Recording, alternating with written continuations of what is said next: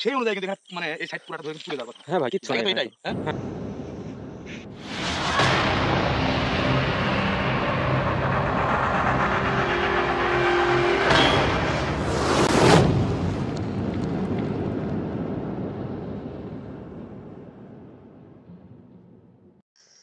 আসসালামু আলাইকুম ভিউয়ার্স, আশা করি আপনারা সবাই ভালো আছেন। তো ভিউয়ার্স, দেশ এবং দেশের বাইরে যেখানে যে অবস্থা থেকে এই মুহূর্তে আমাদের সঙ্গে যুক্ত হয়েছেন, আপনাদের সবার প্রতি আমাদের পক্ষ থেকে আন্তরিক শুভেচ্ছা ও অভিনন্দন। তো ভিউয়ার্স, আজকে আমরা যে বিষয়টা নিয়ে এখানে আসন দিলাম বা যে বিষয়টা আপনাদের সামনে তুলে ধরার চেষ্টা করছি বা যেটা তুলে ধরার জন্য আসছে, বিষয়টা আপনারা কম বেশি অনেকেই অবগত আছেন। টাইটেলেও কিন্তু ওইভাবেই লেখা আছে, ব্ল্যাক ম্যাজিক, অর্থাৎ একটা বাড়িতে কালো জাদুর সমস্যা সমাধানের লক্ষ্যে কিন্তু আমরা এখানে আসছি। তো আপনাদের দোয়া আলহামদুলিল্লাহ 80% কাজ সমাধান হয়ে গেছে, আর বাকি আছে 20%। এটা হয়ে যাবে ইনশাল্লাহ, কারণ মেন যে কাজগুলো সেগুলো করা হয়েছে। আসলে একটা কথা কি, অনেক কিছুই আছে যেটা ক্যামেরার মাধ্যমে বা পাবলিক প্লেসে বা ইউটিউব বা ফেসবুকে প্রকাশ করতে চাইলেও বাধাগ্রস্ত, নিয়মের বহির্ভূত হয়ে যায়। তো সেদিক দিয়ে বিবেচনা করে আসলে আহ, ওইগুলান কাজগুলো কিছু কিছু গোপন কাজ থাকে। যাক, আমি আর বেশি কথা বলবো না, আপনারা অবশ্যই বুঝতে পারছেন বিষয়টা। তো আপনারা দোয়া করবেন আজকেই যেন আমি সেই কালো জাদুর চালানের তাবিজটাই আসনে উঠায় আপনাদের সামনে ধ্বংস করে দিতে পারি। দোয়া করবেন সবাই, ভালো থাকবেন।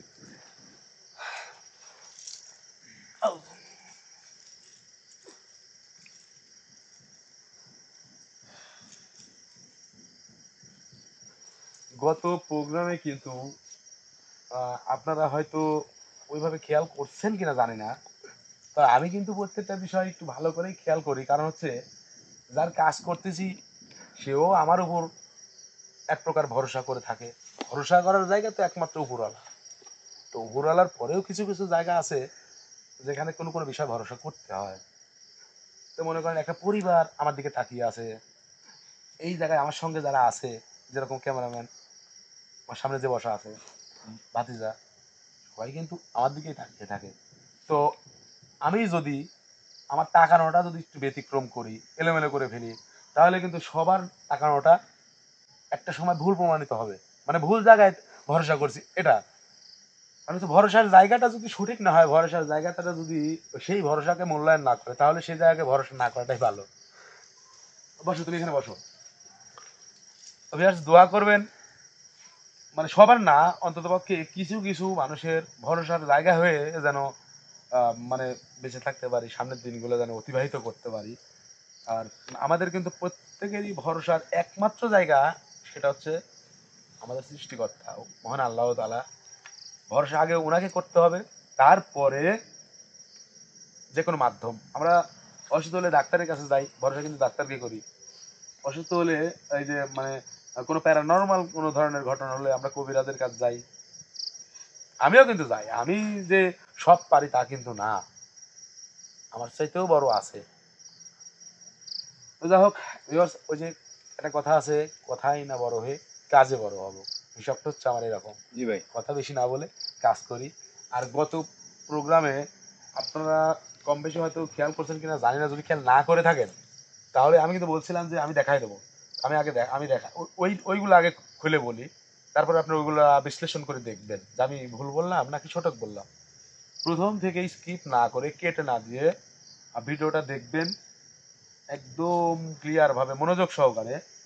এইটুকুনের মধ্যে এইটুকুনের মধ্যে অলৌকিক কোনো ঘটনা আপনাদের চোখের সামনে পড়ছে কি না, যদি না পড়ে থাকে তাহলে আবারও একটু চেষ্টা করে ভিডিওটা খেয়াল করে দেখবেন। তারা যদি না পড়ে চোখে, কমেন্ট করবেন, স্ক্রিনে আমার নাম্বারটা দেওয়া আছে, ফোন দিয়ে যোগাযোগ করবেন। আমি আপনাকে হোয়াটসঅ্যাপ ইমোতে কানেক্ট করে আপনাকে একদম প্রমাণ সহকারে দেখাই দেব। আশা করি বুঝতে পারছেন। তো ভিউয়ার্স, আমি কাজ শুরু করি, যেহেতু অনেক কাজ, খুব গুরুত্বপূর্ণ কাজ। আউযু বিল্লাহি মিনাশ শাইতানির রাজিম, বিসমিল্লাহির রহমানির রহিম। তাহলে একটা কাজ করো, তুমি যদি ব্যাগটা নিয়ে আসো, মানে এগুলো নিয়ে আসছে যদি ব্যাগে, হ্যাঁ ওইটা পেপার নিয়ে আসো। এই ব্যাগটা এইখানে রাখো, মানে তোমার ওই যে ওই জায়গায় রাখো, ওই জায়গায় রাখো, মানে তোমার পজিশন, যাতে ওখানে তুমি বসতে পারো। ওই উঁচা জায়গায় রাখো, উঁচা জায়গায়। হ্যাঁ ঠিক আছে। এবার বিল্লাহি মিনাশ শাইতানির রাজিম বিসমিল্লাহির রহমানির রহিম আউযু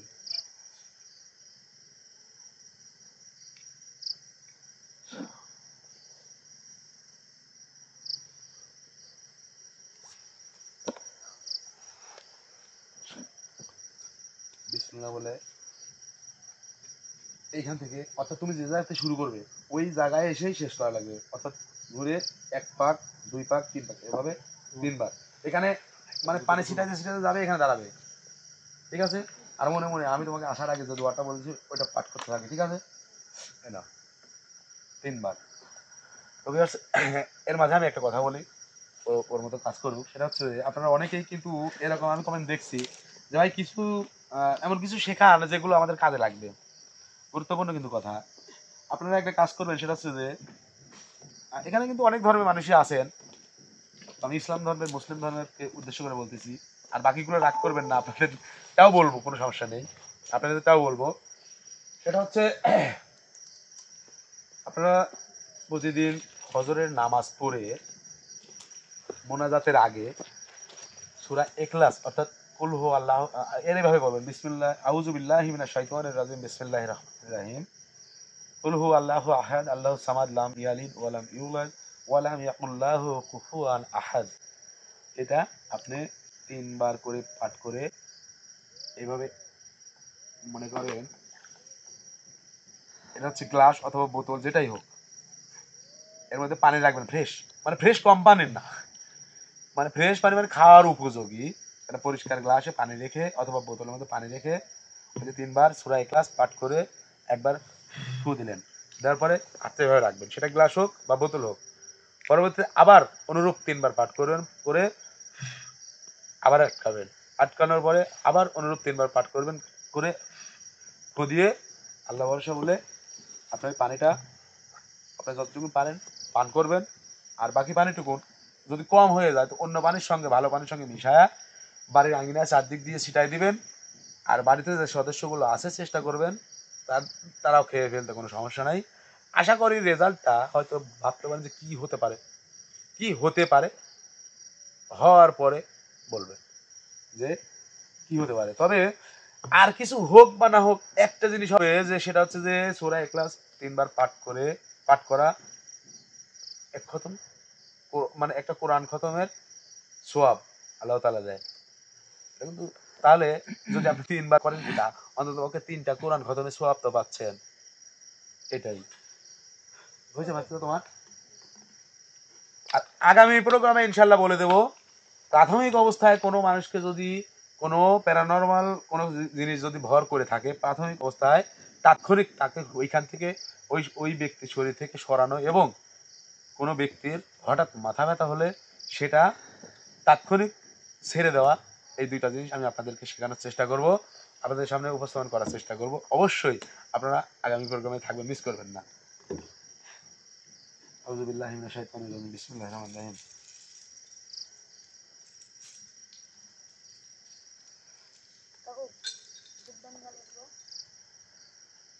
পরে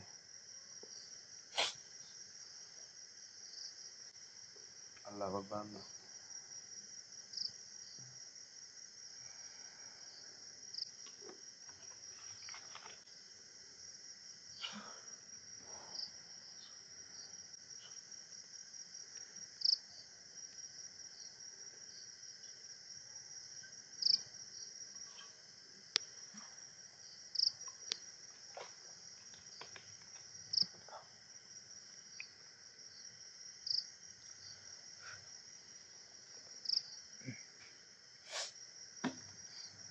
খারাপ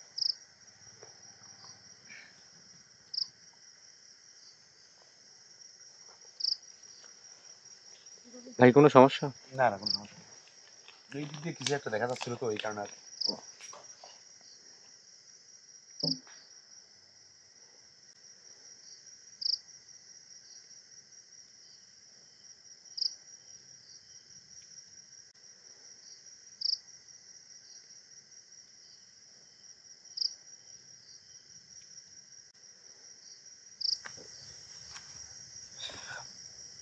ওই ধূপটা দূরে জ্বালা দাও তো। তেল মেরো দাদা দাও ওই ওই দাদা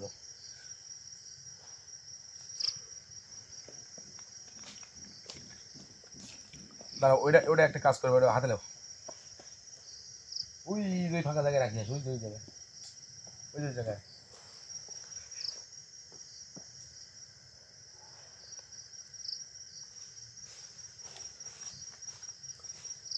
ওই কোনো কোনো কোনো হ্যাঁ পাইলি না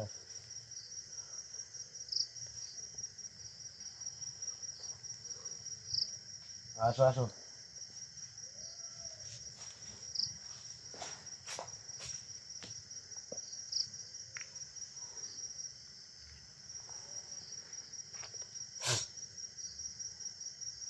তুমি এদিকে আসো এখানে যা এখানে এখানে দাঁড়া থাকো বসে এখানে দাঁড়া থাকো ওই ব্যাগ নিয়ে আসো ব্যাগ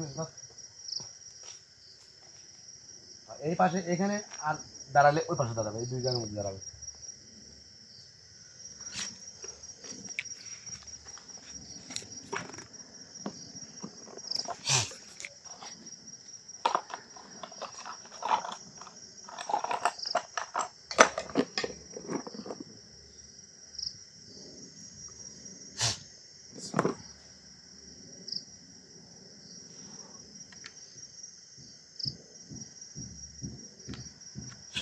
أعوذ بالله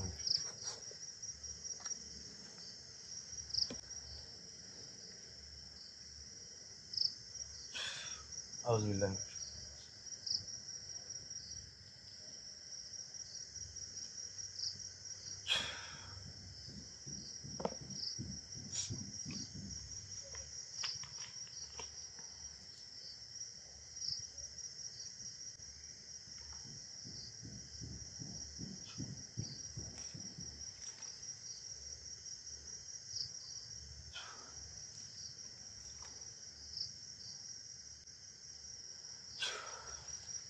আসসালামু আলাইকুম ওয়া রাহমাতুল্লাহি ওয়া বারাকাতুহু। ওয়ালাইকুম আসসালাম ওয়া রাহমাতুল্লাহি ওয়া বারাকাতুহু। কেমন আছেন আপনি? আলহামদুলিল্লাহ। আপনি কেমন আছেন হুজুর? আমাকে হুজুর বলা লাগবে না, কারণ আমি আপনার সাথে অনেক অনেক ছোট বয়সে। না, আপনি আমাদেরকে যে পরিমাণ উপকার করেছেন আমরা কোনোদিন এই উপকার ভুলতে পারবো না। না, উপকার করেছি তার মানে এই না যে আপনি নিজের সম্মান বিকৃত করে আমাকে, আমি ছোট মানুষ, আমাকে এত বড় সম্মান দেওয়া লাগবে দরকার নেই। আমি খুশি হব আপনি হুজুর না বললে অন্য যে কোনো কথা বলেন। না, আমি বলি শোনেন, হ্যাঁ ওইখানে বহুদিন যাবৎ বন্দি ছিলাম আমরা। হ্যাঁ, অনেক কবিরাজ, অনেক তান্ত্রিক আমাদেরকে বন্দি দশা থেকে মুক্ত করার চেষ্টা পর্যন্ত করে নাই, শুধু দেখেছে। মানে ওইভাবে চেষ্টা পর্যন্ত করেন না, কারণ তারা সাহসেই কুলায় নাই। তবে আপনি মানব জাতি হয়ে ওই মুক্তি দশা থেকে আমাদের মুক্ত করার জন্য আপনার কাছে চিরকৃতজ্ঞ।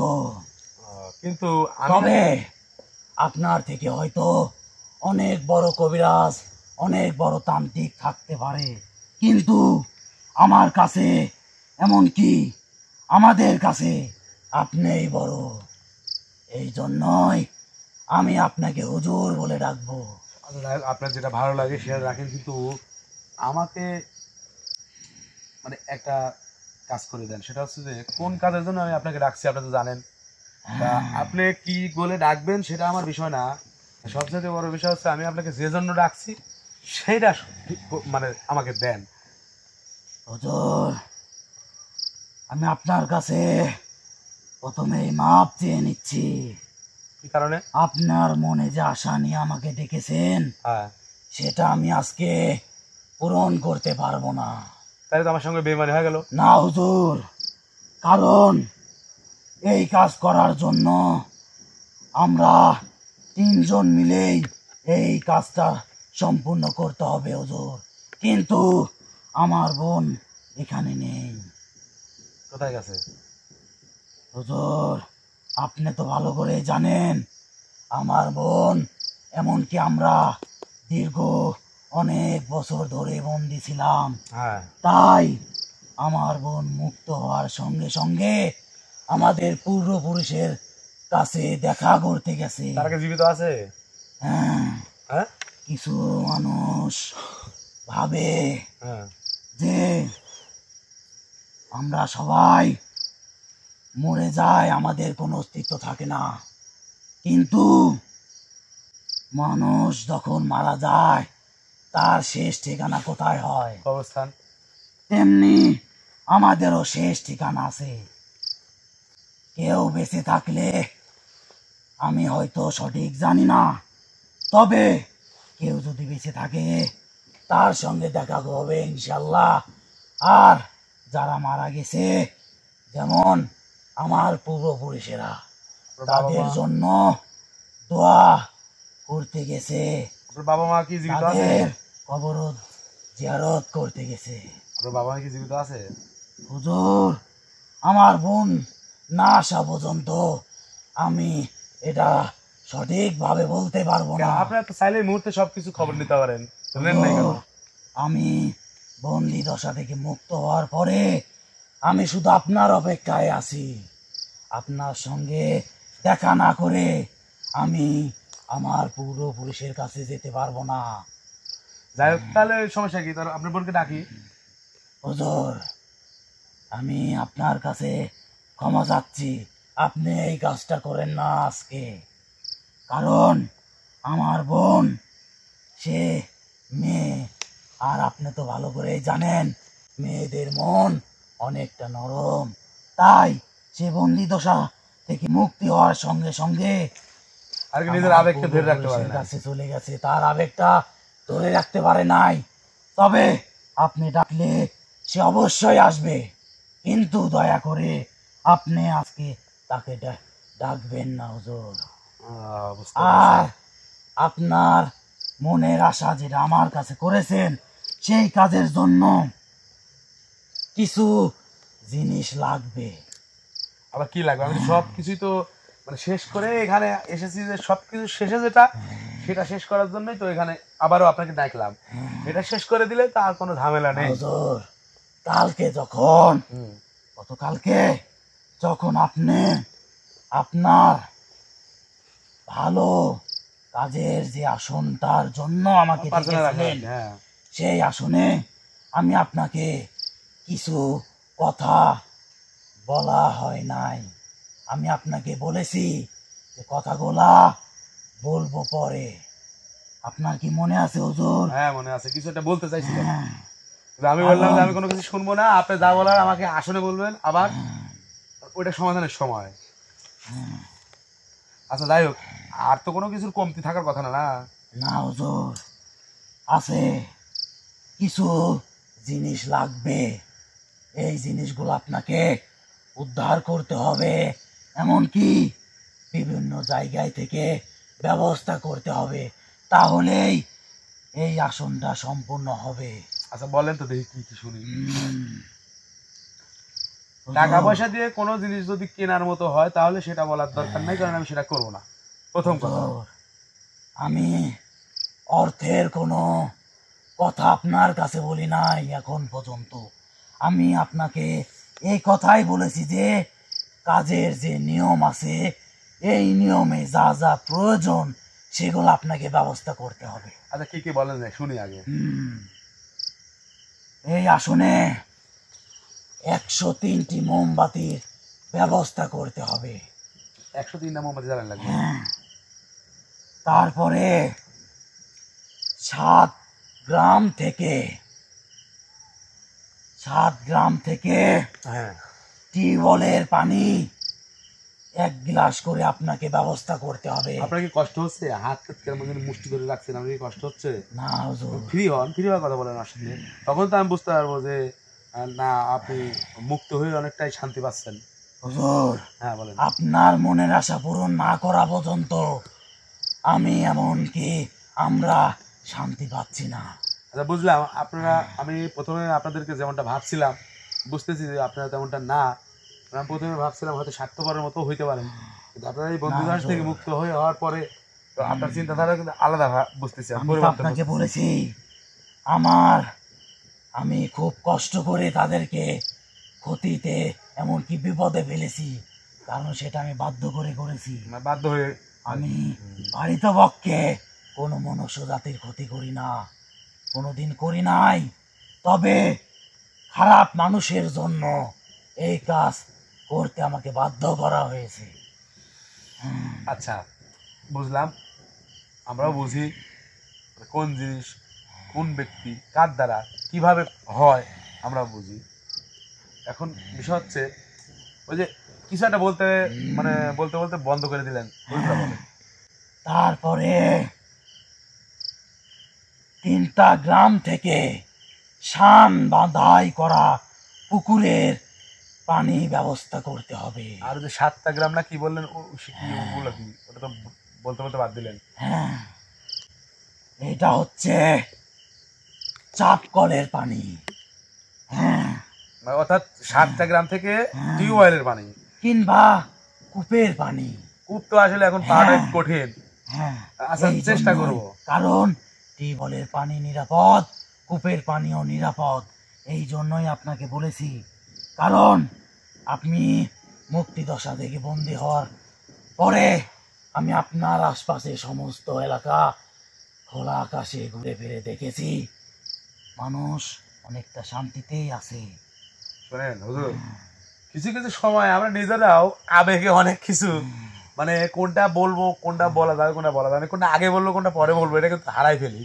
দেন আপনার বিষয়টা আমি এরকম বুঝতেছি যে আপনার কথা কেমন জানি এলোমেলো করে ফেললেন। এই কিছুক্ষণ আগে মানে যে কথাটা শেষ কথাটা বললেন ওটা আবেগ সবসময় রাখেন না। মুক্ত হয়েছেন আলহামদুলিল্লাহ, ভালোভাবে আগামী দিনগুলো চলার চেষ্টা করবেন। আর আমাদের যে করণীয় আর এই করণীয়ের পরে আপনার যে করণীয় সেইটা করে দিলে আলহামদুলিল্লাহ। এখন আপনি বন্দিদশার থেকে মুক্ত হয়েছেন, এইটাও ঠিকঠাক মতো বলতে পারতেছেন না, আপনি কতটা আবেগে পড়ে আছেন আমি তো বুঝতেছি। যাই হোক, পরবর্তী কথা বলেন, আপনি পরবর্তী কি আছে সেগুলো বলেন। তারপরে সেই আসনে 7টা আম গাছ থেকে নতুন পাতা ব্যবস্থা করতে হবে। এটা কি যে কোনো বাগানের হলে হবে? কিন্তু দেখবেন বাগানটা যেন অনেক পুরনো হয়। এটাই বলতেছি, এটা যে কোনো বাগান হলেই হবে? একটা বাগান থেকে 7টা গাছের পাতা হলেই হবে? তাহলে সেই বাগানের গাছ আপনি দেখে নেবেন, তবে 7টা জায়গায় যদি আপনি ভ্রমণ করে 7 জায়গা থেকে 7টা গাছ থেকে পাতা সংগ্রহ করতে পারেন তাহলে সবচেয়ে বেশি ভালো হয়। তবে এটা শুধু সেই আসনের জন্য, এমনকি আমার জন্য বলছি না।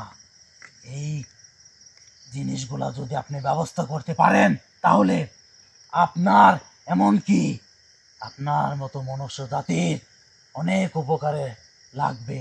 আর যে পরিবারের আমি দীর্ঘদিন যাবৎ ক্ষতি করে এসেছি সেই পরিবারের অনেক উপকার হবে। তবে হুজুর, আমি আপনার কাছে আবারও ক্ষমা চাচ্ছি, আমি ভুল করে মানুষগুলোর অনেক ক্ষতি করেছি। আপনি তাহলে ভুল করে খুব ক্ষতি করে যেহেতু ভুল বুঝতে পারছেন, ক্ষমা চান, তাদের কাছে ক্ষমা চান, আপনার সামনে আছে তাদের কাছে ক্ষমা চান। আমি তাদের কাছে অবশ্যই ক্ষমা চাবো, তবে আমি তাদেরকে অনেক ক্ষতি করেছি। আমি যতদিন বেঁচে থাকবো তাদের জন্য দোয়া করব। আলহামদুলিল্লাহ, ভালো লাগলো আপনার এই মানে এতদিন আবর্জনায় পড়ে থাকার পরেও এক দুই দিনের মধ্যে এরকম সুস্থ মস্তিষ্ক তৈরি হওয়া, সুস্থ মনোভাব তৈরি হওয়া। আমি কোনোদিনও ভাবতে পারিনি যে এই মুক্তিদশা থেকে আমরা কোনোদিন মুক্তি পাবো।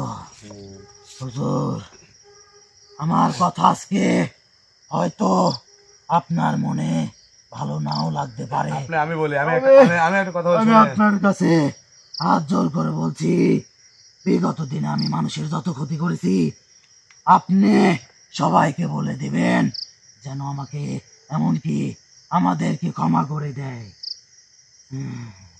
আচ্ছা তা না বুঝলাম, তারা অবশ্যই আপনাকে ক্ষমা করে দিবে, তবে সর্বপ্রথম ক্ষমা চাওয়ার জায়গায় কিন্তু আপনি কি আমাকে মন থেকে ক্ষমা করেছেন হুজুর? আপনি তো আমার কাছে কোনো ভুল করেন না, আমি আপনাকে ক্ষমা করবো কি?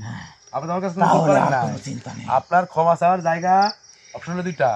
একটা হচ্ছে যে আপনাকে এই পৃথিবীতে এই সৃষ্টি জগতে পাঠাইছে, অর্থাৎ মহান আল্লাহ তাআলার কাছে আগে ক্ষমা চাবেন, তারপরে ক্ষমা চাবেন কাদের কাছে? যাদের যাদের ক্ষতি করছেন আপনি, ঠিক আছে? তারা ক্ষমা করলে আল্লাহ তাআলা ক্ষমা করে দিবে ইনশাআল্লাহ। আমি আল্লাহর কাছে, আমরা সবাই মিলে অনেক ক্ষমা চেয়েছি, কিন্তু এই ক্ষমা কোন জায়গায় থেকে চেয়েছি এটা কি আপনি জানেন? না তো আপনারা কোথায় থেকে ক্ষমা চাইলেন সেটা আমি কি করে জানবো?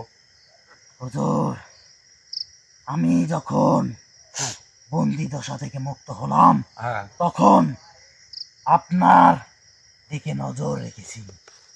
আপনি এক এতিমখানায় গিয়েছিলেন, মাঝে মনে মধ্যে করে দেখেন। চেষ্টা করি। হ্যাঁ, সেই এটা এতিমখানা, কম বেশি আপনারাও জানেন। হ্যাঁ, হ্যাঁ, সেই এতিমখানার ভালো মন্দ আপনি দেখেন। চেষ্টা করি, পুরাটা দেখি না, তবে চেষ্টা করি। সেই এতিমখানাতেই সেই ছোট ছোট বাচ্চাদের সঙ্গে আমি অনেকক্ষণ সময় কেটে এসেছি। যাই হোক, সেখানে আল্লাহর কাছে মাপ চেয়েছি। আচ্ছা, বুঝতে পেরেছি। মানে তাদের মধ্যে একজন রূপ ধারণ করে আপনি তাদের সঙ্গে সময় কাটিয়েছেন এবং তাদের সঙ্গে এটা কি মাপ কি নামাজে বসে চাইছেন নাকি এমনিতে এমনিতে ঘুরতে ঘুরতে? হুজুর, আপনি যেভাবে আল্লাহর কাছে ক্ষমা চান সেইভাবেই আমরাও আল্লাহর কাছেই ক্ষমা চাই। তো ভালো, তো এতিমখানায় যা বাচ্চাদের সঙ্গে তাদের মধ্যে একজনের রূপ ধারণ করে ক্ষমা চাইছেন, ভালো কথা, আলহামদুলিল্লাহ। তো ভালো কথা। তো এখন কি আমি কি সেটা পাবো না আজকে?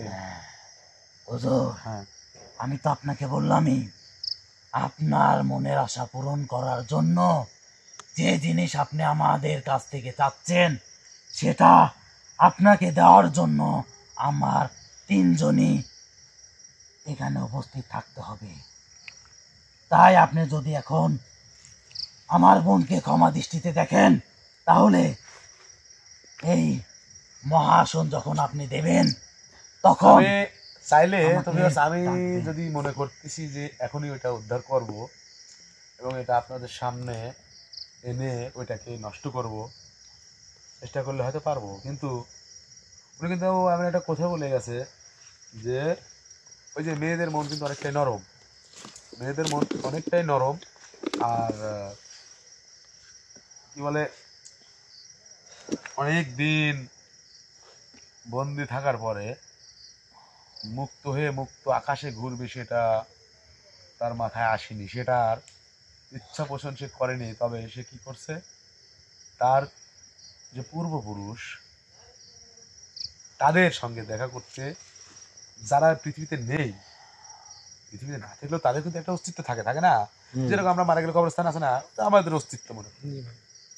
সেখানে গেছে এবং তাদের এই অস্তিত্ব জায়গা অর্থাৎ কবরস্থান মনে করেন, সেখানে উনি তাদের কবর জিয়ারত করবেন, উদ্দেশ্য হলো এটা। তো এমত অবস্থায় আসলে আমার কি উচিত হবে তাকে এখানে ডেকে আনা? আমি তো 2টা দিন পিছায়ও দিতে পারি না। এটাই মনে হয় ভালো হবে। আমি আপনাদের কাছে ক্ষমা চেয়ে নিচ্ছি, আপনারা ক্ষমা করবেন। এটা থেকে আসলে এরকম সৌভাগ্য, মানে সৌভাগ্যবান মানুষও আসলে পাওয়া কঠিন যে কিনা তার বাবা মা আত্মীয় স্বজনের কবর জিয়ারত করবে। এবং আমরাও চাইবো আমরা এই পৃথিবী থেকে বিদায় নেওয়ার পরে আমাদের যারা আছে তারা আমাদের জন্য দোয়া করবে, দোয়ার অনুষ্ঠান করবে। ভিউয়ার্স, অন্তত এই বিষয়টার জন্য আমি আপনাদের কাছে ক্ষমা চেয়ে নিচ্ছি। আমাকে সময় দিতে হবে এবং আমার জন্য আমার উপর রাগ করবেন না, করলে কিছু করার নেই। তো যাই হোক, আপনি যে কথাগুলো বললেন সব ঠিক আছে, সব বুঝলাম। এও বুঝলাম যে আপনি কোনো মিথ্যের আশ্রয় নেননি এবং সত্য সত্যই আপনি যেগুলো বলছেন প্রত্যেকটা কথা যুক্তি ঠিক এবং প্রত্যেকটা কথা বাস্তব। তো আজকে উনি অনেক মানে আবেগপূর্ণ হয়ে আছেন হ্যাঁ, ভাই। আমিও আসলে আপনার কথাগুলো শুনে নিজের আবেগকে ধরে রাখতে না পেরে এই কথাগুলো প্রকাশ করলাম। আর যার কাজ, ওনারও বাবা মায়ের পৃথিবীতে নেই। তবে হুজুর, আপনি একটা কথা বলতে বলতে কিন্তু বাদ দিয়ে আবার চলে আসছেন, সেটা হচ্ছে যে এই তিনখানা বিষয় মনে হয় কিছু বলতে চাইছিলেন, বাচ্চাদের বিষয়। একটু দ্রুত হুজুর। মানে আমি বলি একটু একটু আমাকে বলেন, যেহেতু আজকে হবে না, যদি না হয় তাহলে সময়টা দীর্ঘায়ী না মানে বড় না করে অল্প সময়ের মধ্যে আমরা চাচ্ছি যে আপনাকেও ধরে রাখবো না, আপনিও বন্দি দশার থেকে মুক্ত হবার পরেও আবারও যদি বন্দি দশায় থাকতে হয় তাহলে বিষয়টা অন্যরকম হয়। আমি আপনাকে ছেড়ে দেবো, আপনি যান, তারপরে আমি আবার আপনাকে ডাকবো ইনশাল্লাহ। হুজুর, হ্যাঁ আপনাকে যে যে নিয়মে কাজ করতে বলেছি আপনি মোটামুটি সেই নিয়মেই কাজ সম্পূর্ণ করার চেষ্টা করেছেন, এমনকি করেছেন। তাই আমি আপনার কাজ দেখে অনেক মুগ্ধ, অনেক ভালো লেগেছে। আর ওই পরিবারটা এখন বিপদ মুক্ত। আচ্ছা, আলহামদুলিল্লাহ। তবে ওই পরিবারের বিগত দিনে অনেক ক্ষতি করেছি আমরা, তবে হয়তো সেই ক্ষতিপূরণ তার মতো সামর্থ্য আমার নেই। আমি যতদিন বেঁচে থাকবো সেই পরিবারের জন্য দোয়া করব, এমনকি আপনাদের জন্য দোয়া করব। কিন্তু একটা বিষয় আমি আপনার কাছে বলতে চাই, হ্যাঁ বলেন। যদি ভুল হয়ে থাকে ক্ষমা করে দেবেন। আচ্ছা বলেন, আপনি বলেন। কাকু স্টিল হ্যান্ড আসলে ওটা নিয়ে কথাটা যাবো, হ্যাঁ। হচ্ছে সেই পরিবার বিগত দিনে অনেক ক্ষতিগ্রস্ত হয়েছে। হ্যাঁ সেটা জানিস, হ্যাঁ, সেটার পরবর্তীতে কি বলতে সেটার চাচ্ছেন সেটা বলেন। পরবর্তীতে সেই পরিবার যদি মন থেকে একটা কাজ করে তাহলে আমার পূর্বপুরুষের কাছে গিয়ে মানে যারা জীবিত যারা আছে, জীবিত আছে তাদেরকে নিয়ে হ্যাঁ আমি একটা মিলাদের আয়োজন করব। আচ্ছা ঠিক আছে, খুশি খবর, তো ভালো কথা। কিন্তু কিন্তু আর কি, এই মিলাদটা করব কাদের জন্য জানেন? কাদের জন্য? সেই পরিবার যদি মন থেকে আমার একটা কথা রাখে। কথা রাখবে কি না সেটা তাদের ব্যক্তিগত ব্যাপার। আমি বলি শোনেন, কথা রাখবে কিনা তাদের ব্যক্তিগত ব্যাপার, আপনারা মিলাদ করবেন নাকি সেটা আপনাদের ব্যক্তিগত ব্যাপার। কিন্তু কারণটা আমাকে বলেন, আমি সবার সামনে উপস্থাপন করব, হলে হলো না হলে নাই, বুঝেন না আমার কথা? হ্যাঁ হুজুর, আমি কারণ বুঝতে আমি পেরেছি। পরিষ্কার খাই, পরিষ্কার পছন্দ করি। আমার কথাটা হচ্ছে আপনার যে তিনখানা আছে হ্যাঁ সেইখানকার শিশুগুলা, বাচ্চাগুলা হ্যাঁ, ঠিক মতো অনেক সময় না আহার অনেক সময় করতে না খেয়ে পারে থাকতে হয়, সত্য কথা। হ্যাঁ, 3 বেলা তবে- ঠিকঠাক মতো খাওয়া হয় না। আর যে আর স্বাভাবিক মানুষ যেরকম খাওয়া দাওয়া করে ওরকম ভাবে হয় না। মন চাইলে তো মাছ গোস্ত খেতে পারে না, কেউ যদি খাওয়ায় খায়, না খায়, যেরকম আছে সেরকমই চলে টুকটাক। আপনার যতটুকু সামর্থ্য আছে ততটুকু আপনি দিয়ে সাহায্য করেন। তবে না না, সেই এটা ভুল পরিবার বললেন যদি- হুজুর, হুজুর এটা আপনি ভুল বললেন। আমার সামর্থ্য আছে যা, ততটুকু দিয়ে সাহায্য করি না আমি, এটা ভুল। হ্যাঁ, আমি সবই জানি। আমি আমার মাধ্যমে যদি কেউ সেখানে কেউ কিছু দেয়, আমি চেষ্টা করি সেটা করে পৌঁছানোর, এবং ব্যক্তিগতভাবে যতটুকু পারি ততটুকু চেষ্টা করি। বরাবরই কিন্তু আমি করি না, আমার মাধ্যমে করাই তাই আমি করি। হুজুর, এই কাজ আপনি সম্পূর্ণ করেছেন হ্যাঁ কারণ আপনাকে বিশ্বাস করেছে, তেমনি আপনাকে মানুষ বিশ্বাস করে। শোনেন আমি বলি, সেই- শোনেন, আমার প্রশংসা তো করা লাগবে না। আমি আপনাকে একটা কথা বলি, সেটা হচ্ছে হুজুর। সেই ইতিমখানা কি করা লাগবে? বিল্ডিং করা লাগবে নাকি ওই ইতিমখানা বাচ্চাদের বিদায় করে দিতে হবে? কোনটা করা লাগবে সেটা বলেন। না হুজুর, মানে সরাসরি সোজা কথা সেই বলেন। বাচ্চাদের এক সাজ হ্যাঁ। আহারের ব্যবস্থা করতে হলে অনেক ভালো হয়। সে কে করবে, কার ভালো হবে? সেই পরিবার যদি করে, তাদের ইচ্ছা, যদি পারলে অনেক শুনে ভালো আমি বলি, হ্যাঁ। যদি পারলে করবে, না করলে না করবে, সেটা তাদের ব্যক্তিগত ব্যাপার। হ্যাঁ, হুজুর। আপনি বলছেন এটা করলে ভালো হয়, কারণ হচ্ছে পৃথিবীতে অন্ন দান হলো সবচেয়ে বড় দান। আর হ্যাঁ, হুজুর, এতিমকে হ্যাঁ। খাওয়ায়, ওই এতিম যদি আপনার জন্য দোয়া করে, হয় ভাই। এতিমের দোয়া আল্লাহ তাআলা কবুল করে অবশ্যই। 100%। অবশ্যই। আমি আপনাদের কার এই বিষয়ে বোঝাতে চাচ্ছি না, আপনারা যথেষ্ট বোঝেন। এখন হুজুর আমি আপনাকে বুঝতে পারছি যে আপনি আবেগে, এমন এক আবেগে পড়ে গেছেন, মানে ওই যে অনেক সময় আনন্দে মানুষের চোখে পানি আসে না, এক কষ্টে আসে, এক আনন্দে আসে। তো আপনি আবেগ ধরে রাখতে পারতেছেন না, প্রকাশ করতে চাচ্ছেন, কোনটা দিয়ে কোনটা করবেন, মানে আলায় ফেলতেছেন, বুঝতেছি তো। তো আমি আর আপনাকে কষ্টও দেবো না, বিরক্ত করবো না, যেহেতু যেহেতু আপনি এটা মানে আপনি না, এখন আমার দোষী নিতে হবে, আমিই করবো না। কারণ আমি যদি করতে যাই ওইখানে এমন একটা মহৎ কাজ নষ্ট হয়ে যাবে, আর আমি ওই কাজটা নষ্ট করতে চাই না। যেহেতু আমাকে সময় দিচ্ছেন, সমস্যা নেই, তাহলে আমি আগামীকাল হোক বা পরশু হোক, ঠিক আছে? আপনার সেই জিয়ারতের কাজটা তো আজকেই সম্পন্ন হবে। না হুজুর, কবে সম্পন্ন হবে? আপনার মনের আশা পূরণ না করা পর্যন্ত আমি স্থির হতে পারছি না। আচ্ছা, অত মানে হওয়া লাগবে না। আপনার বোন, আপনার যে পূর্বপুরুষদের যে যতটুকু যে অস্তিত্বটুকু আছে সেখানে যারা নেই এই পৃথিবীতে, তাদের যে জিয়ারত করবে, কবর জিয়ারত করবে, সেটা কবে? আজকে না কালকে না পরশু না 3 দিন পর? কবে?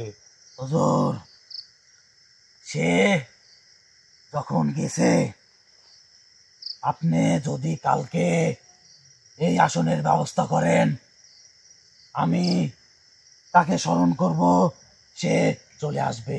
আপনি যদি স্মরণ করা দুদিন লাগবে না, পরে হুজুর করেন, শুনেন, আমাকে রাগায়েন না। আমি কিন্তু অন্য ধরনের মানুষ, আমি কিন্তু যত ভালো তার সাথে বেশি খারাপ। আমার কথা বুঝছেন? ভদ্রভাবে কথা বলছেন, আমিও বলতেছি, আপনার কথাগুলো শুনতেছি আর মানে বিশ্লেষণ করতেছি যে আপনি ভুল বলছেন, মানে মিথ্যা বলতেছেন না সত্যি বলতেছেন। আপনি একটু আমার চারদিক তাকায় দেখেন তো, আপনার চাইতে আপনার মতো 2, 4, 500, 1000 জিনকে কবজা করে রাখার মতন ক্ষমতাবান কোন শক্তিধর জিন এখানে আছে কিনা? এখানে আছে কিন্তু, ভালো করে দেখেন। তাইলে আমার সঙ্গে আবল তাবল কথা বলে কোনো লাভ হবে না। এটা আপনি ভালো করে জানেন, যেটা বলছেন সব সঠিক কথা, কিন্তু আমার কথা, এত কথা বলার দরকার নেই। শিরোনাম বলেন, বিস্তারিত আমি শুনতে চাচ্ছি না। আপনি শিরোনাম বলার পরে যদি বিস্তারিত আমি না বুঝি, তাহলে আমি কিসের কবিরাজ? আর হাত দেখে যদি বলতে না পারি যে আমার গায়ে জ্বর আইছে, তাহলে আমি কি? আমি যদি জ্বর মাপার জন্য এই যন্ত্র সে যন্ত্র, মাথায় পটি এটা সেটা লাগবে, তাহলে আমি কিসের ডাক্তার হলাম? হাত দেখে বলতে হবে শরীরে কি কি চলতেছে। আপনার কথা শুনলে আমি বুঝতে পারছি আপনি কি বলতে চাচ্ছেন। আপনার বলা লাগবে না। এখন কি করতে হবে সেটা বলেন, এখন কি করতে হবে সেটা বলেন। এখন হ্যাঁ, তাহলে এখন আমাকে বিদায় করে দেন। আচ্ছা, বিদায় করে দেওয়ার আগে আমি একটা অনুরোধ করতেছি, আপনি অনুরোধটা পালন করবেন। আপনি কিন্তু আমার কাছে করছেন, আমিও আপনার কাছে অনুরোধ করতেছি যে আপনি আগামীকাল আপনাদের জন্য সময়, আপনারা 2 জন, আপনার বোন তো গেছেই, আপনারা 3 জন মিলে আপনারা যাবেন। আপনারা 3 জন মিলে আপনাদের পূর্বপুরুষদের মানে যে কবরস্থান আছে, আমাদের ভাষায় যেটাকে কবরস্থান বলি, সেইখানে গিয়ে আপনারা সবাই মিলে তাদের কি কবর জিয়ারত করে, কালকের দিনের মধ্যে করবেন, কিন্তু করার পরে শুনেন, কালকে দিনের মধ্যে করে আপনারা সন্ধ্যার পরে পরে চলে আসবেন। আর আমি ইনশাল্লাহ চেষ্টা করব আগামী কালকে অথবা পরশুর দিন, যদি বাই চান্স কোনো মিস হয়ে যায়, অসুস্থ তো হয়ে যেতে পারে স্বাভাবিক, আমি আপনাদেরকে ডাকার আগে আপনারা এসে মানে আমার আশেপাশে অবস্থান করবেন। আমি আসনে ডাকলে সঙ্গে সঙ্গে প্রবেশ করবেন, এইটুকু আপনাদের কাছে চাইলাম। আর যদি এর ব্যতিক্রম কিছু করেন তাহলে অন্যরকম হবে। হ্যাঁ, আপনার কাছে আর কিছু বলা লাগবে না। আচ্ছা ঠিক আছে হুজুর, তাহলে আমি অনেক খুশি হয়েছি। আমি আপনাকে এখন এই মুহূর্তে বন্দি করে রাখা, মানে আসনের মধ্যে থাকা মানে তো বন্দি থাকা, বন্দি করে রাখা আর আপনার উপর অত্যাচার করা দিলে কিন্তু সমান হবে। আমি অত্যাচার করবো না, বন্দি করে রাখলাম, আমি আপনাকে বিদায় করে দিচ্ছি, আপনি যান, বাকিটা পরে ইনশাল্লাহ দেখা যাবে। তবে আপনারা কেউ কিছু মনে করবেন, আর আপনাদের জন্য কিছু আছে, শেষ পর্যন্ত অপেক্ষা করেন।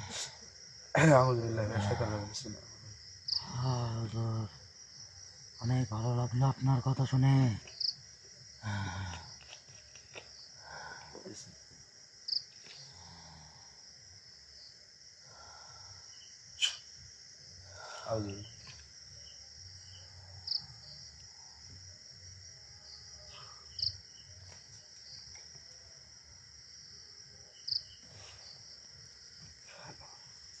আসসালামু আলাইকুম ওয়া রাহমাতুল্লাহি ওয়া বারাকাতুহু।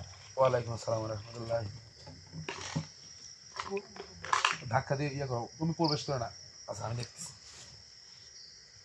ধরে রাখো, পিছনে ধরে রাখো।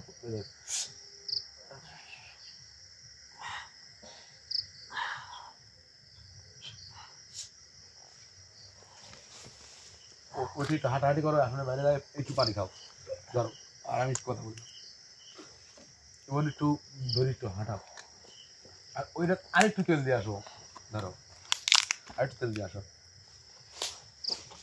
মানে ওইটা ওখানে জ্বালানোর কারণ, আর এই পরবর্তীতে মানে শেষের দিকে আরেকটু তেল দেওয়ার কারণটা আমি বলতেছি। ওইটা থাকবে কতক্ষণ, যতক্ষণ পর্যন্ত আমরা কিন্তু গতদিনেও কিছু রেখে গেছিলাম, মনে আছে? হ্যাঁ ভাই, ওইটা থাকবে যতক্ষণ পর্যন্ত এই আমি যে জায়গায় বসছি এই একটা তো একটি সীমানা আছে, হ্যাঁ হ্যাঁ এই সীমানার মধ্যে এটা যতক্ষণ পর্যন্ত চলে না যাবো ততক্ষণ পর্যন্ত ওটা চলতে থাকবে। এর কারণ আছে, সব কথা বলতে নেই, পার্সোনালিটি থাকতে পারে সবারই। তো ভিউয়ার্স, আমি একটা কথা বলতে চাইলাম যে কেউ মানে সবার জন্য কিছু আছে, কিছু বলতে কিরকম, এটা বাইরে হাঁটো।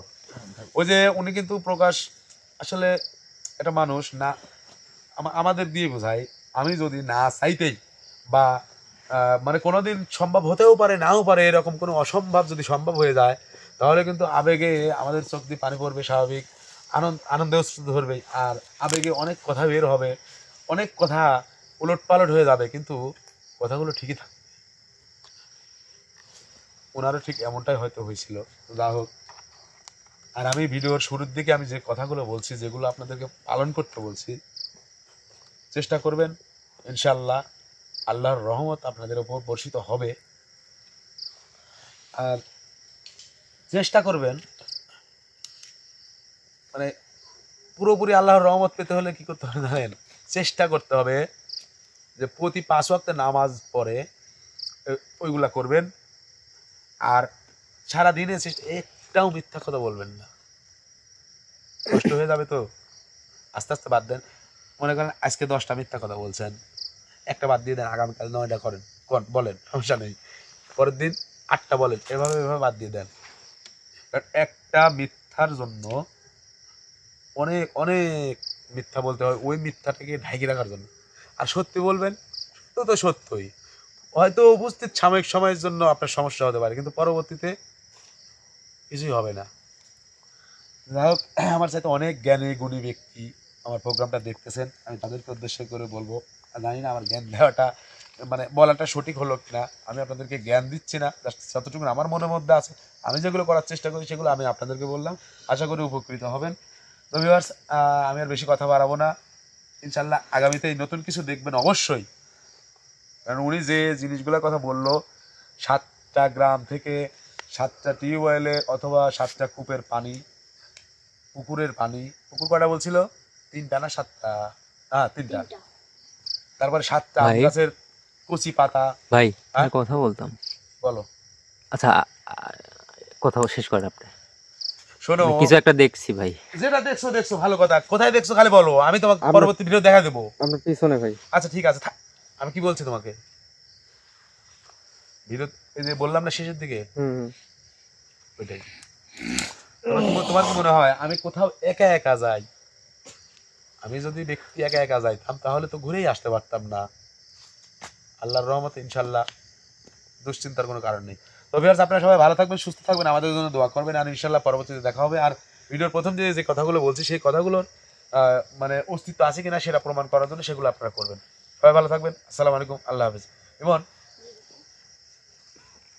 ঢুকি এগুলো গোছাও।